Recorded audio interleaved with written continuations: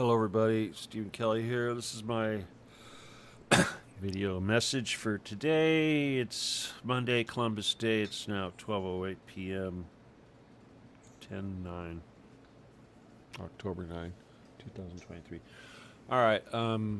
I know I don't reach a whole lot of people, but I'm still compelled to do this, and for whatever helps. But I have to talk about this war situation. Okay, guys. First of all, as I mentioned yesterday, yes, the war in Ukraine is lost. But this is what I see coming right now. The First of all, the Gaza Strip, which will be invaded, bombarded, invaded soon, captured, if you will. It's kind of interesting, being that it's the largest prison on earth, open air prison. They say they're going to capture and occupy. It seems like they've already done that, but anyway, just a couple facts here before I look at the bigger picture. And of course, there's 2 million people, 2.1 million people officially living in Gaza, tiny, tiny little area, and over half of these people are children. It's physically impossible, statistically, mathematically impossible to drop any kind of bomb anywhere in this concrete jungle and not kill 50% children. Now, of course, the Israelis have openly said that these are not humans, they're animals. And the world, of course, is completely dropped Ukraine for support of Israel. Now, here's the thing. You have to understand is that Ukraine, Israel, Zionism, New Khazaria, it's all the same thing.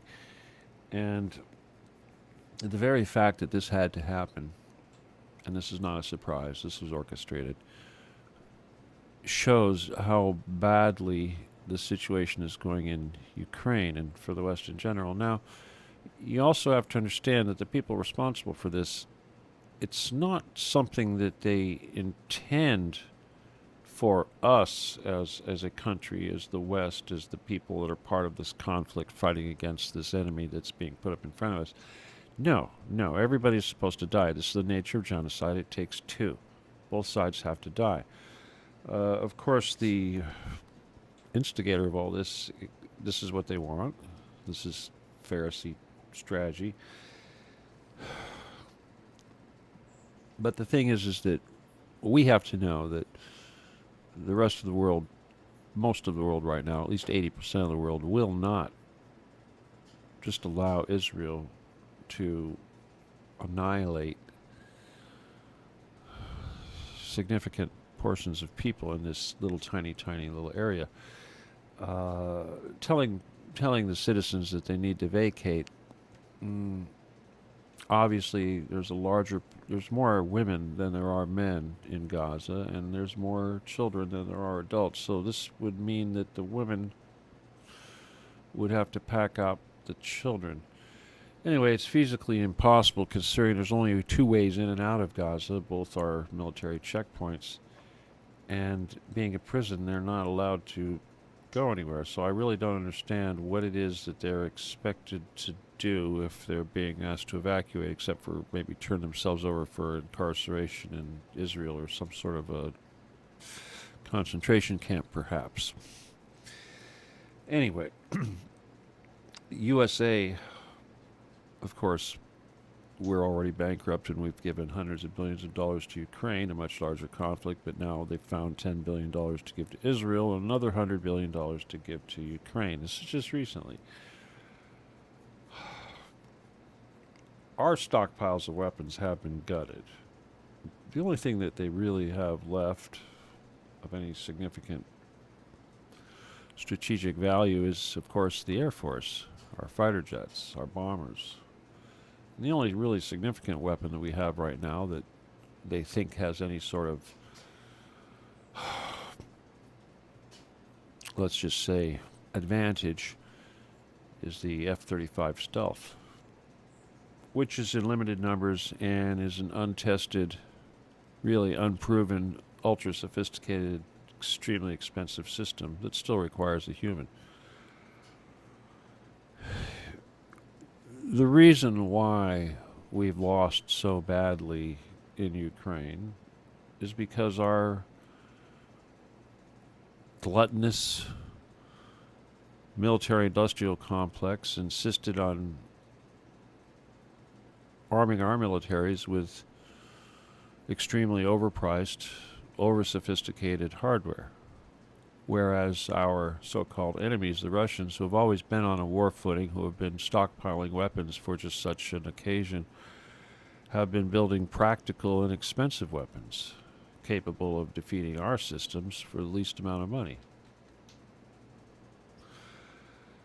Now, the drone warfare that we've seen in Ukraine, of course, has proven itself highly effective, the future of warfare, and it's also shown that we're unprepared for such a thing. The drones coming out of Iran, a country that we consider inferior, have proven themselves valuable. In fact,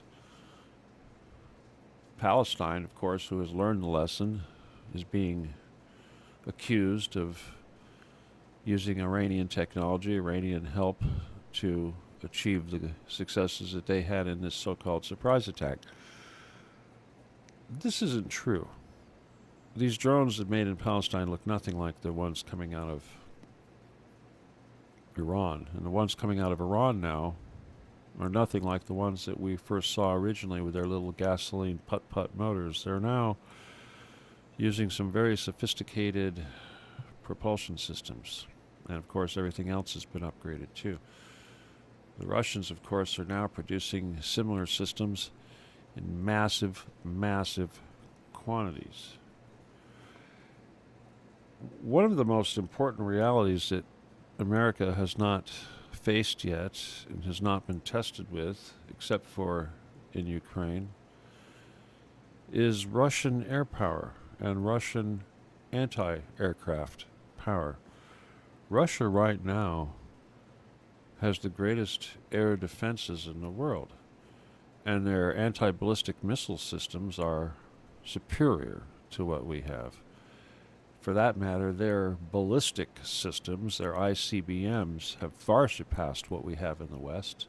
Here in the United States, we still rely on ancient, obsolete, ready to be replaced Minuteman missiles, Titan missiles, Poseidon missiles. Our entire force of nuclear intercontinental ballistic missiles is obsolete and ready to be replaced. Of course, there's nothing on the horizon to show any indication that this is going to happen. Not that we should want this to happen. Now, we have our vaunted Star Wars program, but where is it? We're seeing the Patriot. The Patriot has been proven to be, well, worthless. Now, we're a sitting duck. We really are. But I guess that shouldn't bother us, because what Israel is getting ready to do in Gaza, it's like shooting fish in a barrel, a very, very small barrel, 5 miles by 25 miles. What is that? 125 square miles, filled with 2.1 million people. At least, or over 1 million of those people, children. Iraq, the militias, some of the militias in Iraq have already declared their support for Palestine. Egypt, of course, has a government that we control, but the people there, it's a very large country, they may declare their support. Syria, what do you think is going to happen? Now, the Gerald R. Ford carrier strike group is in the Mediterranean off the coast. Now, what are they doing there? Do you think you need an aircraft carrier full of F-16s, an entire strike group to deal with a prison population inside of a tiny area? You know, you guys, you got to remember back during the Lebanon War that we sailed the New Jersey into the Mediterranean and we lobbed 2,000-pound, 26-inch diameter shells into Beirut. And these are not exactly what you would call accurate munitions, but these things took out whole blocks. Now, they haven't forgotten that. Nobody forgot that. The people that we supported, along with the Israelis, were the Druze, Phalangist Christian militias. Where are they today? Well, let's see. Carlos Slim, one of the most famous mafioso cartel leaders in the world, is a Christian Phalangist. Hezbollah seems to have taken over, and they've become a complete army. And they're in Syria, and they're wielding a lot of power. So what's really going on here? You think the Gerald R. Ford is here for Gaza? No. The Gerald R. Ford is going to be parked out there. That's just one carrier group. But that one is going to be targeting Syria. It's going to be targeting Latakia. It's going to be targeting the Russian presence there. It's going to be targeting Beirut. It's going to be targeting Hezbollah. This is it, people. Now, the other carrier strike groups are getting ready to attack Iran. What do you think is going to happen? Kind of what happened to Israel when their Iron Dome was overwhelmed by lots and lots of inexpensive rockets. Iran has the technology, the power, and the actual number of rockets in its arsenal right now, not to just completely wipe Israel off the map with conventional explosives, but to overwhelm any protection it has, to take out all U.S. bases in the region, and to sink any of these carrier strike groups. There is nothing on these carriers that can stop this. Well, trust me, I worked on things like Sea Sparrow. I worked on a lot of the guns that they use, Phalanx, all that stuff. I'll tell you, it's not going to work. It's not going to work. These are robot-guided. It's going to rain missiles on these things, and there's nothing they can do about it. Now, Iran also has Russian air defenses like the SS-300, SS-400 missiles. These will take down the American Air Force, as well as any intercontinental ballistic missile that might be coming from the U.S., U.S. allies, or Israel. They have the capability to shoot down our missiles. We do not. Now, we may have technology, scalar technology, that protects certain areas of the USA. I know there's a large portion of western United States and probably eastern United States protected by scalar weapons, so-called Star Wars weapons, but there's no guarantee that they will be turned on. Kind of like the way Israel turned off all its early warning systems prior to the attack by Hamas, which was using American-made weapons, which came from Ukraine on the black market as well as Afghanistan. So, people, the lesson here is that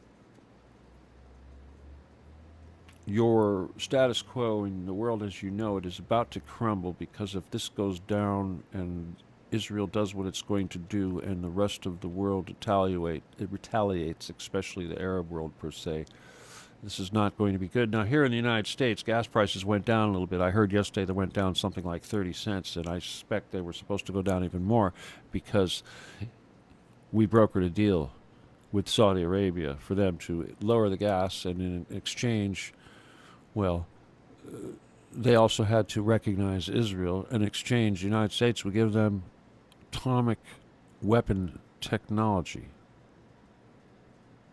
being called civilian technology, but you know damn well that's not what it's really happening. So the United States, Biden administration, is giving Saudi Arabia the bomb in exchange for recognizing Israel and giving us a little break on our gas prices that's going to last just long enough until the elections. Now, I don't know if the recognizing Israel is still going to happen after what went down, but I'm just going to tell you that there's no way that we're going to be able to conquer Iran now. Just like there's no way we could conquer Syria. We got away with Iraq, but those of you that think this is a football game and you think that the American team can't lose are in for a rude awakening. Anyway, this is genocide. It's Armageddon, whatever you want to call it. It's happening, and if I have to make silly videos every day to try to get people excited, I will. Anyway, please help out. All right, guys. Just do more. All right. Thank you. Bye. God bless.